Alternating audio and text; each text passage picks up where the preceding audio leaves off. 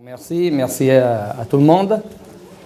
Et je m'excuse pour mon français parce que, bien évidemment, je viens de l'Italie, mais j'espère que tout passera bien. Donc, dans cet après-midi, on va commencer à parler des effets des rayonnements laser en odontostomatologie.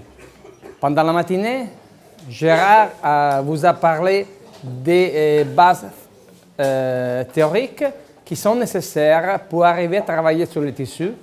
Mais bien évidemment, dans l'après-midi, il faut commencer un peu à regarder ce qui se passe au niveau des tissus cibles et au niveau de ce que nous, chaque jour, on a la nécessité de faire pendant le traitement de nos patientes. Les familles de lasers que nous utilisons sont bien représentées là.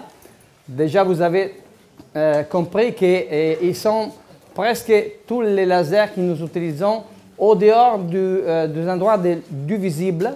Donc, ce sont des lasers qui ne sont pas visibles aux yeux.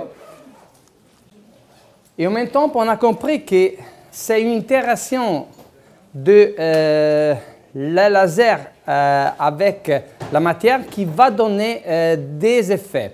Donc, c'est une transformation de l'énergie lumineuse en énergie thermique. Ça, c'est important. Et en même temps, on a très bien compris que l'effet le plus important qu'aujourd'hui on a vu, c'est l'effet de l'absorption, donc la possibilité de la propagation de l'énergie à travers les tissus pour avoir les effets les plus désirés en dépendance bien évidemment des objectifs de traitement.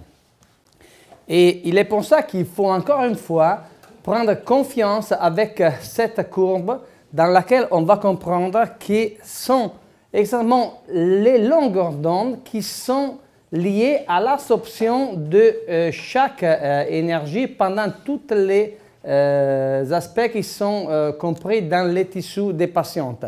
Donc, principalement l'eau et aussi, bien évidemment, l'hydroxyapatite.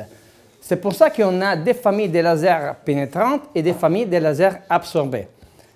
Donc, vous voyez, les lasers d'iode ont le maximum d'absorption dans l'hémoglobine, vous voyez. Et c'est pour ça que c'est intéressant et très important d'utiliser un chromophore qui ne soit pas coloré parce qu'on a déjà un peu d'absorption causée par l'hémoglobine. En même temps, on voit que le laser Nd:YAG a le maximum d'absorption dans la mélanine et les ions noirs. Donc, c'est un laser qui est très bien utilisé au niveau de la dermato, par exemple.